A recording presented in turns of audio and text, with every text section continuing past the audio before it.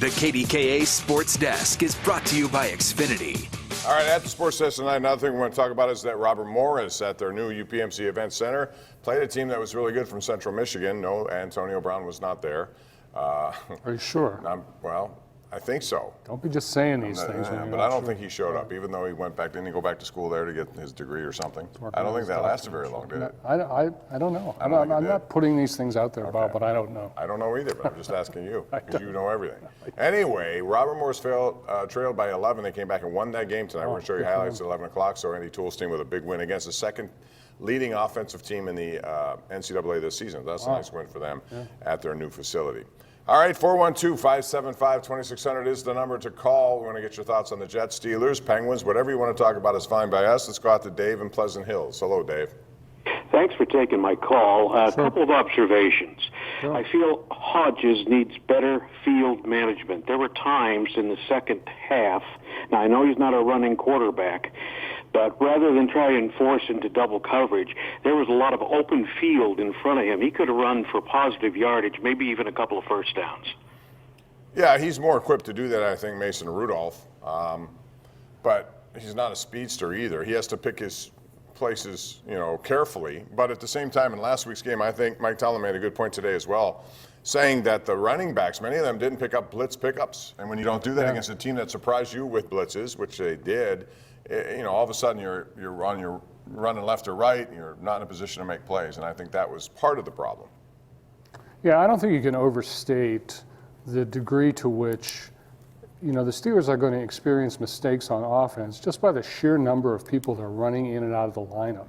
It starts the same 11 guys with 2 or 3 people in sub packages every week. I mean, there are guys on offense that you didn't know were on the team on Tuesday. Right. So you're going to have games like you had here Sunday night where the offense looked completely ineffectual, and you might see it again. Yeah, but I hope New York's a team that's going to look at Buffalo's tape and say, we're going to do what they did. We're going to stuff the box and try to make them pass the ball where they're not maybe as equipped to do so with inexperienced wide receivers. Yeah, the Steelers might be thinking that anyway because the Jets, have a kind of a pedestrian pass defense, but their run defense is really good. All right, let's move along to Kirk in Harmer, who joins us right now on the Borders and Borders hotline. Hey, Kirk. Hi, guys. How are you? We're good, thank you. Hey, look, I'm not taking anything away from Drew Brees. He's a phenomenal quarterback. He's been that way for, 10 years now, but listen, it's much, much easier to set these completion records when you have receivers who catch the ball. I mean, these guys spread out, stretch out, one-handed, acrobatic. It seems like every other catch is a Lynn Swan catch.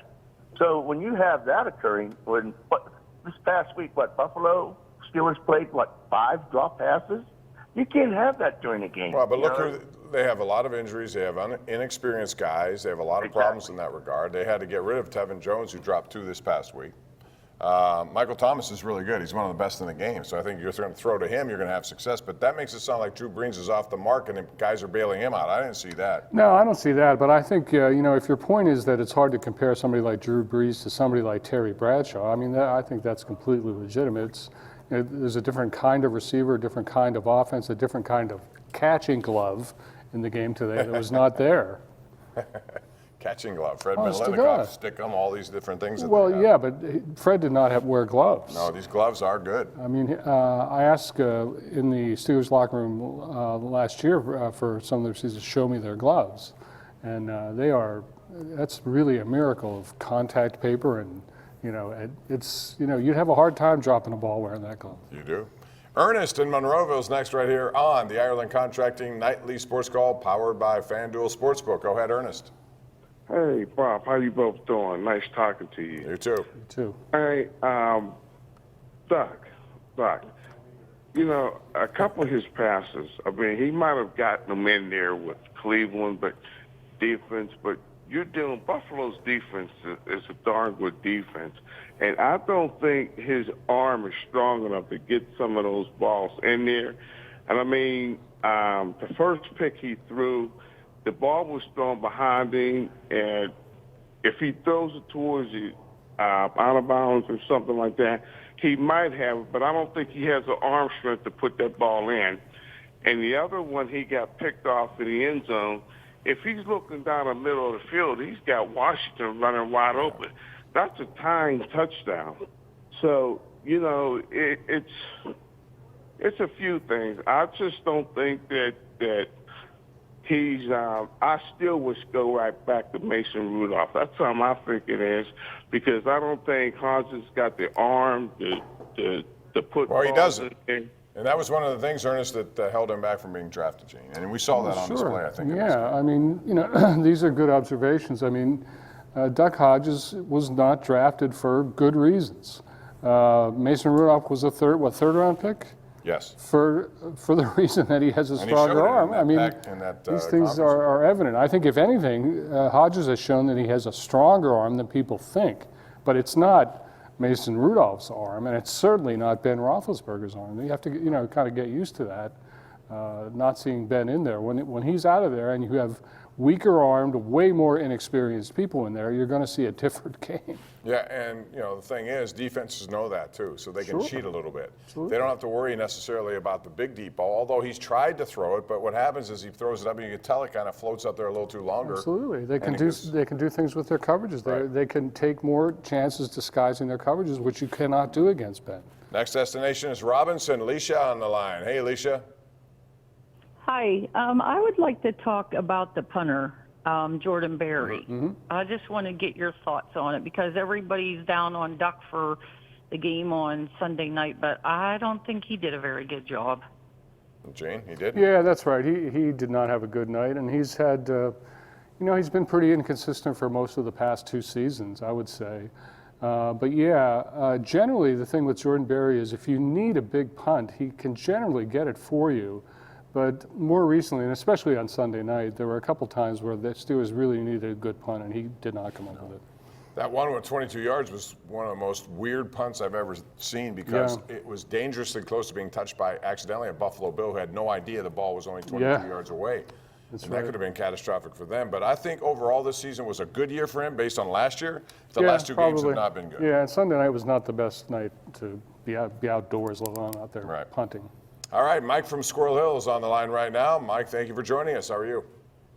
I'm fine. How are you guys? We're good. Good. I have 2 questions. Number one, do you think that part of the Steelers having not as good a running game and blocking for the passing due to the fact that Mike Munchak left after last year? Do you think that the coach, when he went to Denver, that's part of the reason why they're not running the ball as well as they did last year, the year before? What's your other question? And the other question is, if the draft was tomorrow, where would you go with the Steelers' first pick in the second round? Would you go for a wide receiver? Would you go for a tight end? Good questions, Gene.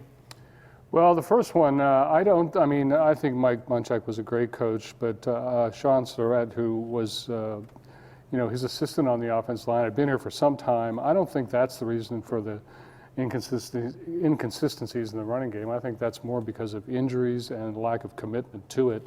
As for the draft, I refuse to think about the draft until at least April 1st. Call me on April 1st. He's still thinking about hockey coming up here at the beginning of the new year. That's right. I heard hockey starts right after the Super Bowl, so I'll be looking at that. Okay. Yeah.